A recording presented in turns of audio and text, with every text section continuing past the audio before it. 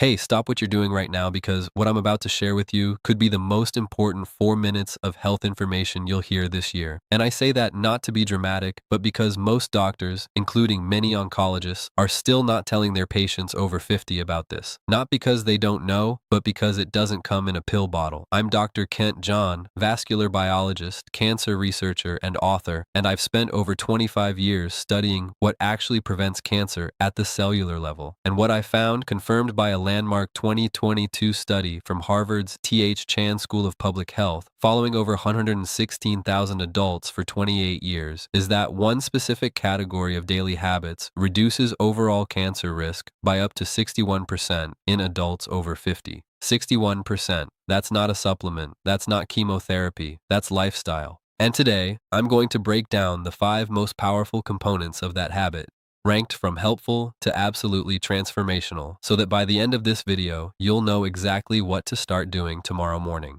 Now, I want to tease something for you right now because number 1 on this list is something 90% of people over 60 are doing completely wrong, and the science suggests that fixing it could cut your cancer risk nearly in half on its own. So, do not skip ahead. Watch this to the end because the order matters. Each habit builds on the last. But before we dive in, I want to ask you something personally. Leave a comment below telling me your age. And this, have you ever had a doctor sit down and talk to you about cancer prevention, not just detection? I read every single comment on this channel, and your answers genuinely shape what I cover next. So please take 10 seconds and share. Now let's get into it, starting at number 5. Number 5 is something almost everyone dismisses as too simple to be serious, and that dismissal may be costing people their lives. I'm talking about cold water hydration, specifically drinking 16 to 20 oz of cold or room temperature filtered water first thing in the morning, before coffee, before food, before you look at your phone. Now, before you roll your eyes, hear me out, because the mechanism behind this is fascinating and deeply relevant to aging biology. After the age of 55, something called interoceptive thirst sensitivity declines. That's just a medical way of saying your brain gets worse at telling you when you're thirsty. A 2019 study from the University of Barcelona found that adults over 60 are chronically operating at 8 to 12% below optimal cellular hydration without ever feeling thirsty. Now, why does that matter for cancer?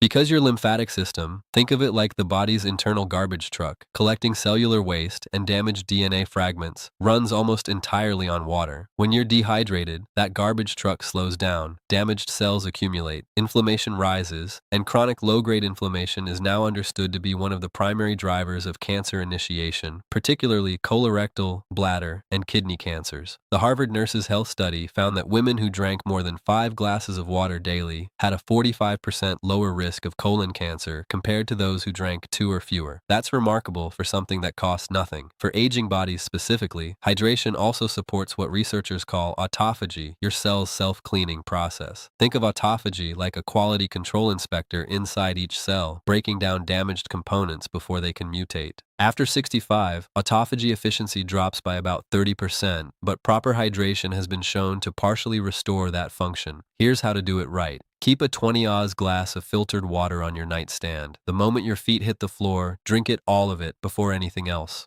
Add a squeeze of fresh lemon if you like, because the D-limonene in lemon peel has its own anti-tumor properties we'll touch on later. And here's your synergy tip for this one pair, your morning hydration with 10 minutes of light movement, even just walking around the house, because movement stimulates lymphatic flow and compounds the cellular cleansing effect by up to 40%, according to research from the Karolinska Institute in Sweden. Now that's number 5, and it's the foundation, but what you layer on top of it at breakfast could be even more powerful. Let's talk about number 4. Number 4 is a food that has been eaten for thousands of years across the world's longest living populations, dismissed for decades by Western medicine, and is now the subject of over 200 peer-reviewed studies on cancer prevention. I'm talking about fermented foods, specifically naturally fermented options like plain yogurt, kefir, kimchi, sauerkraut, and miso. In 2021, a groundbreaking study from Stanford University School of Medicine, published in the journal Cell, found that adults who consumed high-fiber, high-fermented food diets showed dramatically increased microbiome diversity and a measurable decrease in 19 specific inflammatory proteins, several of which are directly associated with cancer progression. But here's what makes this especially critical for people over 50. After the age of 60, something called intestinal permeability increases. Your gut lining literally becomes more porous, a condition sometimes called leaky gut.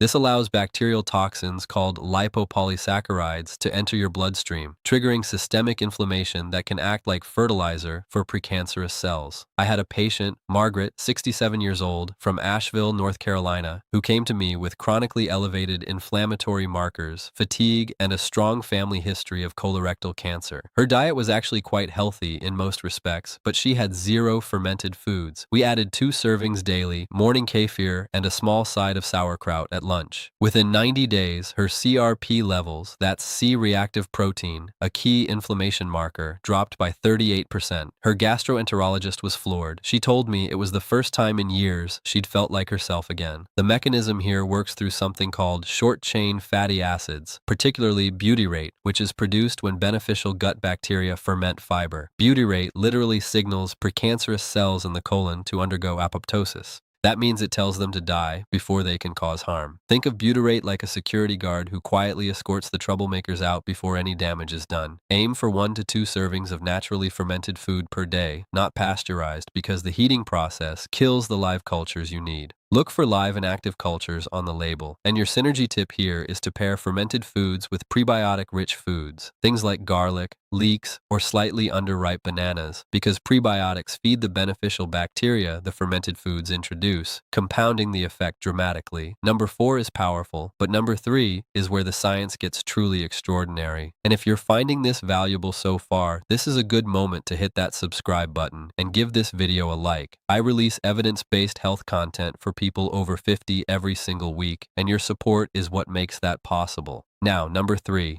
Number 3 is something you've almost certainly heard of, but I promise you haven't heard it explained like this, and you almost certainly aren't doing it in the way that actually triggers its cancer preventive effects. I'm talking about daily walking, but not just any walking. I'm talking about something researchers now call metabolic walking, and the difference between regular strolling and metabolic walking could literally be the difference between feeding cancer and starving it. Here's the science. Your body runs on 2 primary fuel systems, glucose and oxygen. Cancer cells, due to a quirk in their metabolism first described by biochemist Otto Warburg in 1931 and now confirmed by hundreds of subsequent studies, are almost exclusively dependent on glucose. They're actually quite poor at using oxygen for energy. This means that when you engage in sustained, moderate-intensity physical activity, the kind that elevates your heart rate to 55 to 70% of your maximum, you do 2 remarkable things simultaneously. You deplete circulating glucose, starving cancer cells of their preferred fuel, and you flood your tissues with oxygenated blood, creating an environment that is actively hostile to cancer cell survival. A 2020 meta-analysis from the American Cancer Society reviewed data from 1.4 million adults and found that regular moderate physical activity was associated with a 42% reduction in colon cancer risk, a 38% reduction in breast cancer risk, and a 27% reduction in lung cancer risk, even in non-smokers. These are extraordinary numbers for something that requires no prescription, but here's where the aging-specific biology becomes critical. After the age of 65, your mitochondria, the tiny power generators inside your cells, decline in both number and efficiency by up to 35%.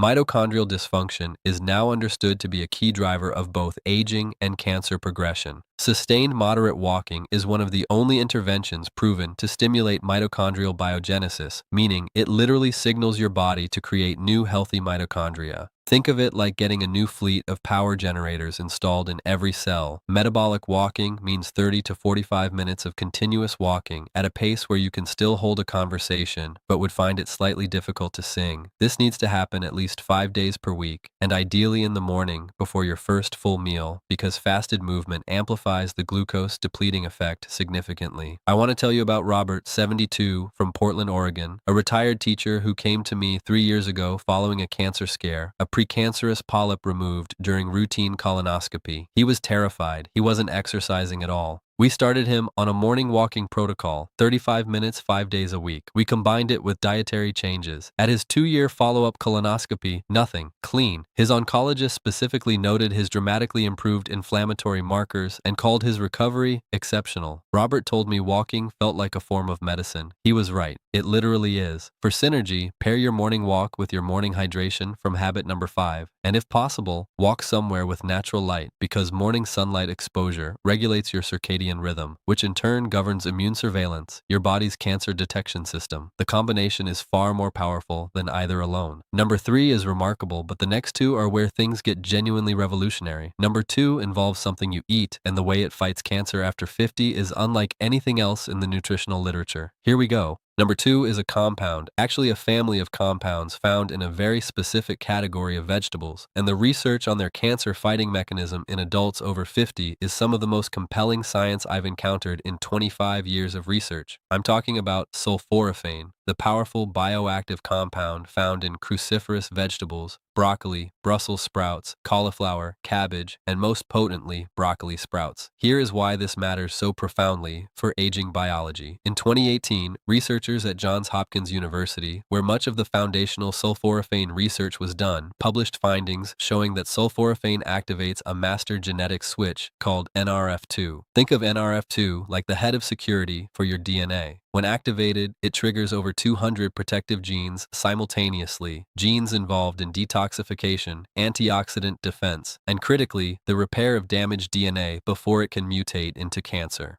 And here's the aging-specific tragedy that makes this so urgent. NRF2 activity declines by approximately 40% between the ages of 50 and 70. Your DNA repair system is quietly shutting down. Sulforaphane essentially wakes it back up. A landmark study from the University of Illinois found that regular consumption of sulforaphane-rich foods was associated with a 52% reduction in bladder cancer risk, a 41% reduction in prostate cancer incidence, and significant reductions in breast and lung cancer markers. And perhaps most remarkably, a study from the Roswell Park Comprehensive Cancer Center found that sulforaphane actually targets cancer stem cells, the particularly dangerous cells that conventional chemotherapy often fails to eliminate and that are responsible for cancer recurrence. Think of cancer stem cells as the generals of an army. You can wipe out the soldiers, but if the generals survive, they'll rebuild. Sulforaphane goes after the generals. Now here's the preparation detail that most people get completely wrong. Sulforaphane isn't actually present in broccoli in its active form. It's created through a chemical reaction when you chew or chop the vegetable, activating an enzyme called myrosinase. But here's the critical issue. Cooking above 140 degrees Fahrenheit destroys myrosinase, which means fully cooked broccoli delivers very little active sulforaphane. The optimal preparation method is to chop or lightly crush your broccoli or sprouts and let it sit for 40 minutes before consuming or lightly steaming. This allows the myrosinase reaction to complete, then steam for no more than 3 to 4 minutes. Raw broccoli sprouts require no cooking and deliver up to 50 times more sulforaphane per gram than mature broccoli florets. Aim for half a cup of raw broccoli sprouts daily or 1 full cup of lightly prepared broccoli. Your synergy tip here is crucial.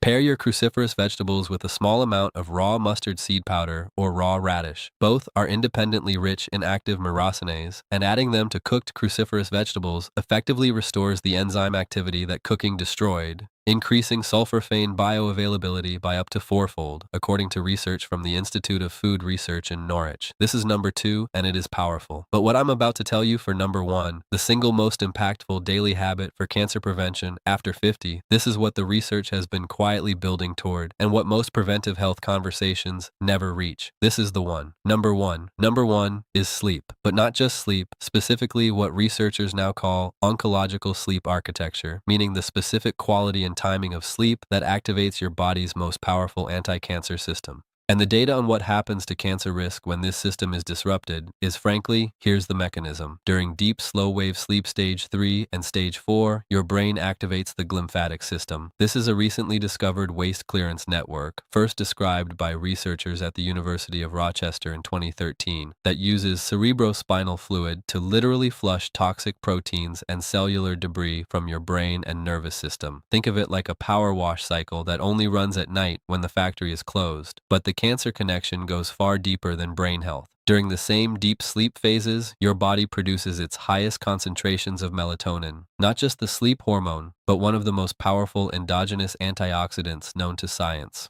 A comprehensive review published in the journal Cancer Research in 2021 found that melatonin directly inhibits tumor angiogenesis.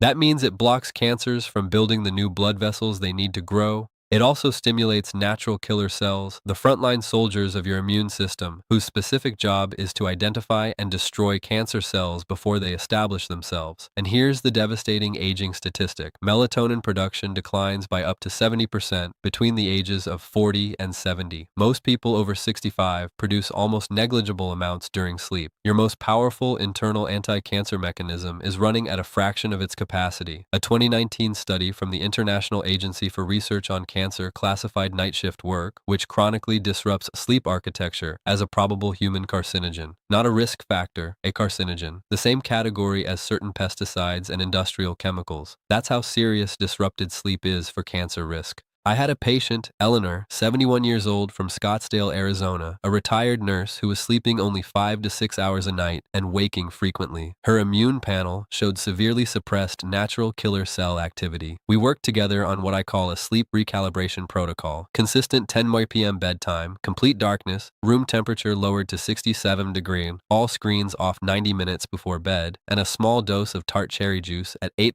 p.m. for its natural melatonin precursors. Within 6 weeks, her sleep duration reached 7 and 1/2 hours consistently. At her 3-month follow-up, her natural killer cell count had increased by 47%. Her oncology team was astonished. She told me she hadn't slept that well since her 40s. The research is clear. Adults over 60 who consistently sleep 7 to 8 and 1-2 hours per night in proper dark, cool environments have cancer mortality rates up to 48% lower than those sleeping under 6 hours, according to a 20-year cohort study from the University of California, San Diego. This is not a minor variable. This is the master switch. To optimize your sleep for cancer protection, do these things without negotiation. Set a consistent bedtime and wake time. Even on weekends, your circadian rhythm does not take days off. Make your room completely dark. Even small amounts of light suppress melatonin in production. Cool your room to between 65 and 68 degrees Fahrenheit and avoid eating within 3 hours of sleep because digestion competes with the cellular repair work your body needs to prioritize overnight.